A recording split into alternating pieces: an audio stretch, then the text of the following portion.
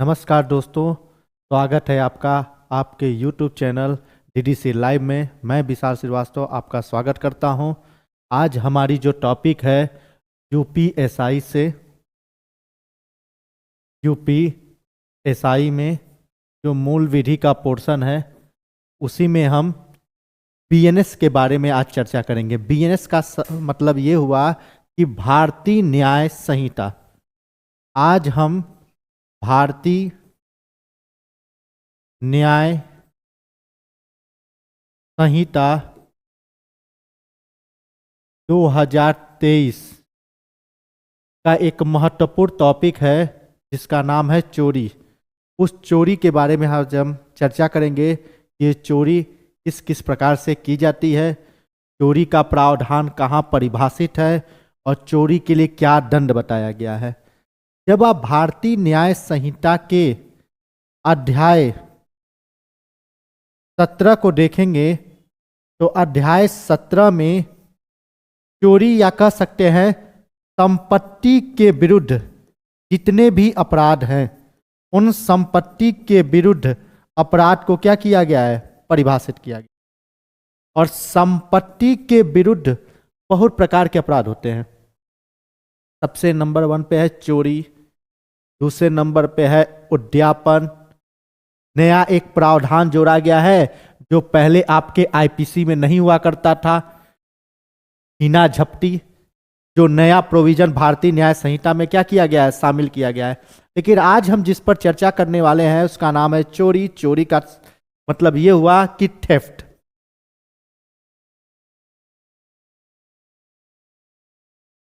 भारतीय न्याय संहिता की अध्याय 17 में चोरी शब्द को क्या किया गया है, परिभाषित किया गया है। और साथ ही साथ चोरी के लिए क्या दंड दिया जाएगा यह भी क्या किया गया है, भारतीय न्याय संहिता में ही बताया गया है। मतलब कहें तो चोरी शब्द की परिभाषा और साथ ही साथ चोरी के लिए दंड दोनों भारतीय न्याय संहिता की धारा 303 या कहें या हम कहें धारा 303 में ही चोरी को क्या किया गया है, परिभाषित किया गया है। और साथ ही साथ चोरी के लिए दंड का भी प्रावधान भारतीय न्याय संहिता की धारा 303 में ही बताया गया है। सबसे पहले आते हैं चोरी की परिभाषा क्या होती है और चोरी के लिए कौन कौन से तत्व आवश्यक हैं। तो सबसे पहले चोरी के लिए जो सबसे महत्वपूर्ण जो तत्व आवश्यक है वह है चल संपत्ति। मतलब चल संपत्ति की ही क्या होती है, चोरी होती है। चल संपत्ति को हम जंगम संपत्ति के नाम से भी जानते हैं। मतलब चोरी हमेशा किस संपत्ति की होती है, चल संपत्ति की। उसका जो सबसे पहला तत्व है चोरी का वो क्या है, चल संपत्ति। और दूसरा जो इसका महत्वपूर्ण तत्व है वो है बेईमानी पूर्वक आशय। मतलब आपका आशय कैसा होना चाहिए, बेईमानी पूर्वक होना चाहिए।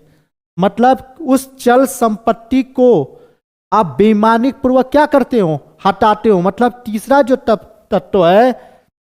जो तत्व है वह है क्या करना, हटाना। मतलब जिस स्थान पे वो सामान रखा गया है उस स्थान से आप क्या कर दे रहे हैं, उसको हटा दे रहे हैं। उसके बाद चौथे नंबर पे है वह है क्या है, वो संपत्ति जो चल संपत्ति है वो किसी के कब्जे में हो, कब्जा होना चाहिए। और साथ ही साथ जो सबसे अंतिम नंबर पे है उसकी सम्मति के बिना या कह सकते हैं सहमति के बिना उस संपत्ति को क्या किया जाए, हटाया जाए। मतलब भारतीय न्याय संहिता की धारा जो 303 है उसमें बताया गया है चोरी शब्द की परिभाषा। और चोरी शब्द की परिभाषा के जो सबसे महत्वपूर्ण तत्व है वो है, पहला नंबर पे क्या है, चल संपत्ति। दूसरे नंबर पे है बेईमानी पूर्वक आशय। तीसरे नंबर पे है आपका क्या, हटाना। चौथे नंबर पे है आपका कब्जा। मतलब वो संपत्ति किसी के कब्जे में होनी चाहिए। और साथ ही साथ है उसकी सहमति के बिना उस संपत्ति को क्या कर रहे हैं, हम हटा रहे हैं।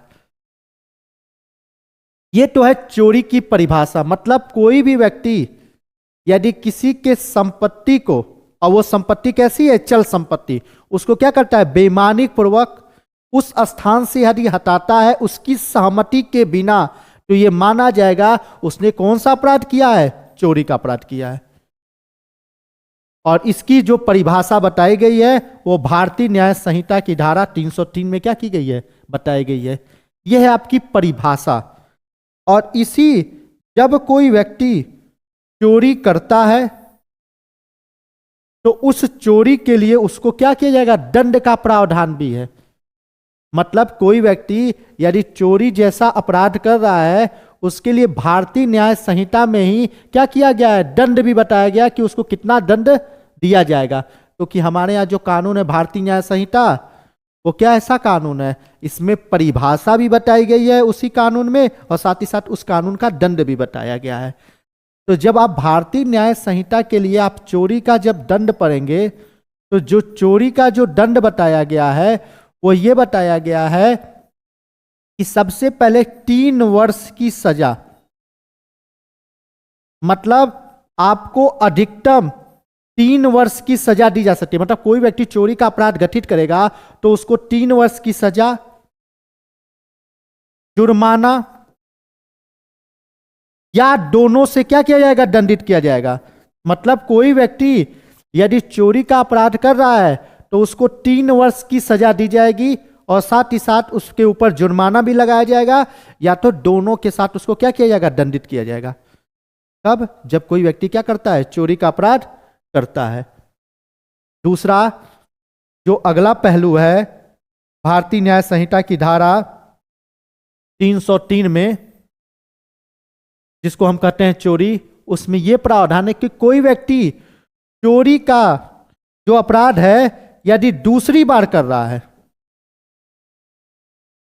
यदि कोई व्यक्ति चोरी का अपराध यदि दूसरी बार करेगा तो उसके लिए कठोर कारावास का प्रावधान बताया गया है।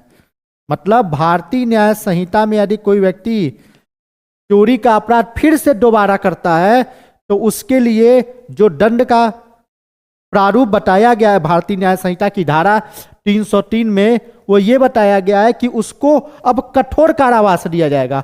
और कठोर कारावास में क्या होगा, न्यूनतम 1 वर्ष या अधिकतम 5 वर्ष की सजा का क्या है, प्रावधान है।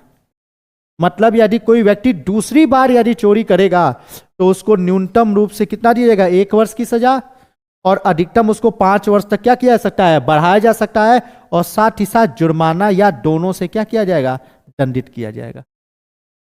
ये तो बताई गई है भारतीय न्याय संहिता में 2 प्रोविजन है। पहली बार जब कोई व्यक्ति पहली बार चोरी करता है 303 के तहत यदि कोई अपराध करता है तो उसके लिए कहा गया है 3 वर्ष की सजा है, साथ ही साथ जुर्माना है, या दोनों से भागी होगा, दोनों से दंड दिया जाएगा। यदि कोई व्यक्ति दूसरी बार यदि उसी अपराध को करता है तो उसके लिए कठोर कारावास का प्रावधान है, और कठोर कारावास में जो न्यूनतम वो है 1 वर्ष, और अधिकतम उसको 5 वर्ष तक क्या किया जा सकता है, बढ़ाया जा सकता है।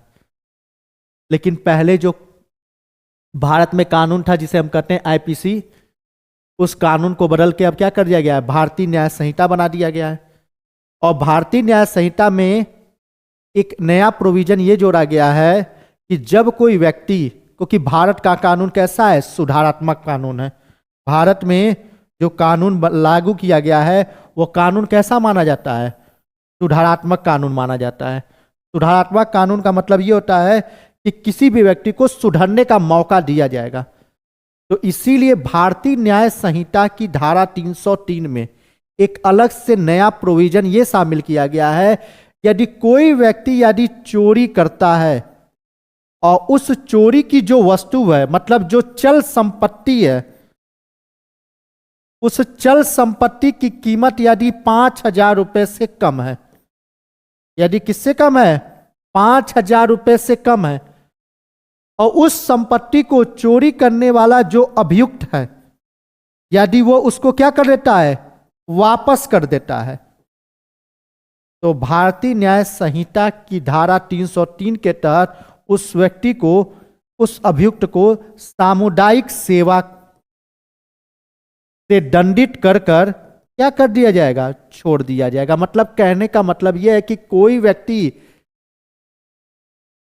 धारा 303 के तहत यदि चोरी का अपराध करता है, लेकिन उस चोरी के जो वस्तु है, मतलब जो चल संपत्ति है, यदि उसकी कीमत 5,000 से कम है और वो अभियुक्त उस सामान को यदि वापस कर देता है, तो उससे किससे दंडित किया जाएगा, सामुदायिक सेवा से दंडित किया जाएगा। और सामुदायिक सेवा एक नया प्रोविजन है जिसमें आपको किसी हॉस्पिटल या किसी भी ऐसे कार्यालय जो किसी सरकारी संपत्ति से संबंधित है, उसमें आपसे सामुदायिक सेवा करवाई जाएगी। वर्तमान समय में यह एक नया प्रावधान क्या किया गया है, भारतीय न्याय संहिता में क्या किया गया है, जोड़ा गया है।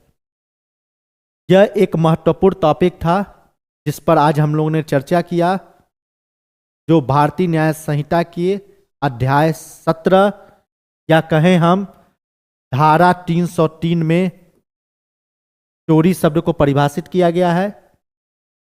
अगले क्लास में हम अगले टॉपिक के साथ मिलेंगे। जय हिंद।